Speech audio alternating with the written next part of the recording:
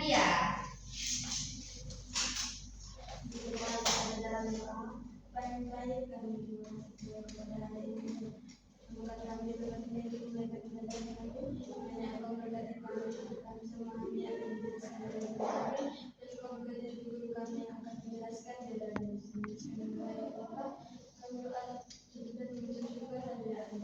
Terima kasih Nadia.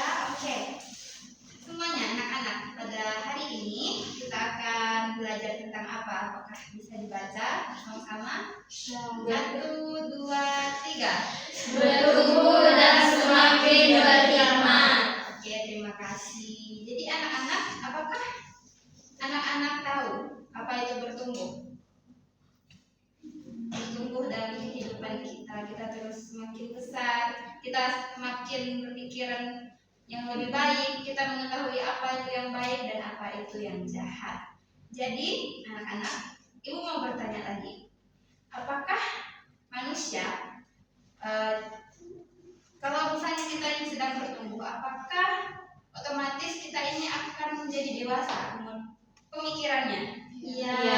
Iya, menurut teman-teman bisa ya. Jadi jawabannya itu belum tentu. Jadi kita yang bertambah umur atau kita yang semakin dewasa umurnya, kita belum tentu memiliki pemikiran yang dewasa. Belum tentu kita memiliki pikiran yang baik dan kita belum tentu bisa memilih apa itu yang baik, apa itu yang benar. Masih banyak anak-anak yang seumuran kalian. Kalian berapa umurnya? 18, 19. Oke, 18, 19 masih dalam tahap pertumbuhan. Dan dalam umur segitu, teman-teman, masih banyak anak-anak di luar sana yang belum bisa mengetahui apa yang baik dan yang benar.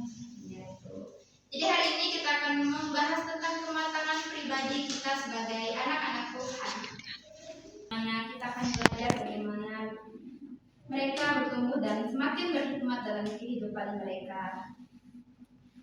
Jadi pada yang pertama yaitu kita akan bahan-bahan Alkitab yang akan kita gunakan pada materi pembelajaran pada hari ini adalah 1 Samuel pasal 3 ayat 19, 1 Korintus pasal 3 ayat 1 sampai 9. Teman-teman bisa buka ya. Jadi materi yang pertama adalah kematangan pribadi dan emosi. Bisa teman-teman baca bersama-sama? Oke, baca ya. 1, 2, 3. Emosi adalah pengalaman sadar yang subjektif yang terutama sekali dicirikan oleh ungkapan-ungkapan psikologis, reaksi biologis, dan keadaan mental. Terima kasih bentar sekali ya. Jadi kematangan pribadi dan emosi. Pada materi yang pertama ini kita akan belajar bagaimana emosi adalah dijelaskan di materi ini. Pengalaman atau sadar yang subjektif. Jadi yang terutama sekali dalam diciri-cirikan dalam kematangan pribadi, pertumbuhan pribadi kita sebagai manusia yaitu adalah ungkapan-ungkapan psikofisiologis, di mana kebutuhan kita sebagai manusia yang sedang dalam masa pertumbuhan. Sikap kita, emosi, reaksi kita sebagai manusia dalam masa pertumbuhan itu seperti apa, keadaan mental yang teman-teman rasakan saat ini bagaimana. Pada masa pertumbuhan itu pasti mental teman-teman dalam tahap yang berbeda-beda pada saat ini kan. Dan bisa dijelaskan dalam kesederhanaan yaitu emosi mengendalikan emosinya, mengendalikan dirinya dan mengimbangkan apa yang dilakukan orang tersebut. Jadi kita bisa mengendalikan emosi. Jadi ibu mau bertanya lagi. Misalnya kita ada orang marah nih, bagaimana cara kita tahu bagaimana orang ini marah? Dari caranya, Dari cara omongannya, apalagi Ekspresi. wajah. Oke, sering ya lihat orang marah ya? Sering. Pernah marah nggak? Tadi pernah kan? Jadi emosi-emosi orang ini bisa dilihat dari raut wajahnya, dari ekspresi muka yang mereka tampilkan atau tunjukkan sama kita. Mungkin lagi happy, emosi senang, ini Mereka mungkin cerah, ceria mukanya. Kalau yang marah tadi mukanya cemberut, asam mukanya, nggak menegur. Itu teman-teman ekspresi-ekspresinya. Kalau kita misalnya tahu orang itu lagi marah sama kita, ataupun nggak mood. Kalau sekarang kan nggak mood ya. Jadi ada orang yang udah menunjukkan emosinya juga, tapi ada juga orang yang bisa menyembunyikan emosinya. Nah, orang yang bisa menyembunyikan emosinya ini adalah orang yang sudah matang atau sudah bertumbuh dengan baik dalam kehidupannya, bisa memilih bagaimana apa yang harus kita lakukan dalam kehidupan kita, bagaimana kita bersosialisasi di lingkungan sekitar, dan kita tidak menunjukkan apa yang kita rasakan itu. Kematangan dan tanggung jawab dalam emosi kita. Dalam materi ini dijelaskan bahwa ada salah satu hal yang penting dalam mengembangkan emosi yang sehat, yaitu pengenalan yang benar tentang diri kita sendiri, serta kesediaan untuk bertumbuh menjadi pribadi yang matang dan bertanggung jawab. Artinya apa? Kita harus bisa mengenal diri kita sendiri terlebih dahulu. Sebelum kita mengenal atau mau memahami seseorang, pasti kita harus memahami diri kita sendiri, kan? Kalau kita tidak bisa memahami diri sendiri, kita pasti akan susah untuk memahami orang. Jadi kita harus memahami atau mengenal diri kita sendiri. Dan kita perlu tahu bahwa kita bisa bereaksi ketika kita marah, kecewa, atau menghadapi masalah. Kemudian kita perlu belajar mempertimbangkan tindakan kita. Misalnya kita mengatakan sesuatu kepada teman, kita bisa bertanya nih, misalnya punya ibu lagi marah, dan ibu keceplosan, apakah perkataan yang ibu lakukan ini bisa menyakiti orang lain? Bisa. Apakah akibat dari keputusan ibu misalnya dalam mengeluarkan emosi yang nggak baik itu? Jadi sikap yang seperti ini menunjukkan bahwa kita mulai belajar menjadi pribadi yang matang dan bertanggung jawab. Oke. Poin yang berikutnya kita akan belajar dari Alkitab. Anak-anak bawa Alkitab semuanya? Bawa. Oke. Kita akan buka Alkitab kita dalam 1 Samuel pasal 3 ayat 11. Teman-teman bisa baca ya.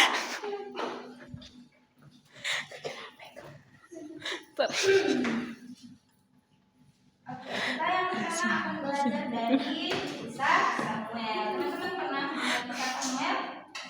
Tidak. Nah, oke. Jadi Samuel ini adalah bisa dibilang dia dan sejak kecil diserahkan oleh Hana, ibunya. Siapa nama ibunya? Hana. Dan ibunya ini menyerahkan Samuel kepada Imam Eli untuk dibesarkan dan dididik di bait suci Allah di Silo. Jadi Samuel kemudian bertumbuh dan hidup di dalam penyertaan Tuhan. Dalam 1 Samuel pasal 3 ayat 19 ini dikatakan, dan Samuel makin besar dan Tuhan menyertai dia, tidak ada satupun dari firman-Nya itu yang dibiarkannya gugur. Jadi teman-teman, anak-anak, Samuel tidak hanya bertambah besar secara fisik, bukan hanya sekedar tubuhnya aja yang tumbuh, tapi mengalami pertumbuhan dalam kehidupannya bersama Tuhan. Samuel memiliki pemikiran yang baik, kepribadian yang baik. Di bagian ini kita juga bisa menemukan Hofni dan Finehas, yaitu anak-anak Imam Eli. Bagaimana di gambaran Hofni dan Finehas dalam materi? Mereka tidak mengindahkan Tuhan. Mereka egois. Mereka mementingkan diri sendiri. Jadi mereka mengambil sesuatu yang bukan menjadi hak yang mereka dan tidak menghormati korban untuk Tuhan. Sekarang kalau dibandingkan dengan Samuel yang baik tadi, terlihat bagaimana perbedaannya, kan? Jadi Samuel digambarkan sebagai anak yang semakin besar dan semakin disukai oleh Tuhan maupun manusia. Materi dalam belajar dari Alkitab dari kisah Samuel ini menjelaskan bahwa hal itu berkaitan dengan kedewasaan pribadi. Kita bisa belajar bagaimana emosinya serta sikapnya yang tidak egois, sikap Samuel yang tidak egois tadi. Jadi dari Samuel ini kita belajar bahwa pertumbuhan seseorang bukan hanya soal umur, tetapi tapi juga tentang kematangan pribadi dan kematangan bersama Tuhan. Dan kita akan buka lagi teman-teman di 1 Korintus pasal 3 ayat 1 sampai 9. Coba teman-teman buka di situ. Kita akan belajar dari perpecahan gereja di Korintus. Dalam belajar dari Alkitab ini juga kita akan belajar dari perpecahan gereja Korintus. Jadi dari Korintus ini mereka merasa masing-masing kelompoknya lebih baik. Sekarang saya mau tanya sama anak-anak.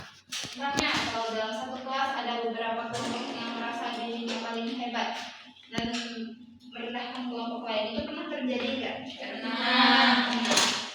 Bisa berpencar kan? Saling berpikir atau saling menjelekan satu sama lain dari kelompok yang sudah dibentuk di dalam kelas itu. Jadi sikap ini adalah sikap egois, emosi yang tidak terkendali dan merasa dirinya lebih baik. Mereka meninggikan dirinya dan mereka itu tidak menyukai orang lain dan merasa bahwa dirinya lebih baik daripada orang lain dan dapat menimbulkan masalah. Dan karena itu kita ingin mengatakan bahwa ketika menjadi dewasa kita meninggalkan sifat kanak-kanakan. Oke. Jadi ada satu kalimat yang penting dalam materi ini. Kita bertambah umur terjadi dengan sendirinya, tetapi menjadi dewasa adalah pilihan. Artinya anak-anak, umur kita pasti bertambah, tetapi menjadi dewasa membutuhkan usaha.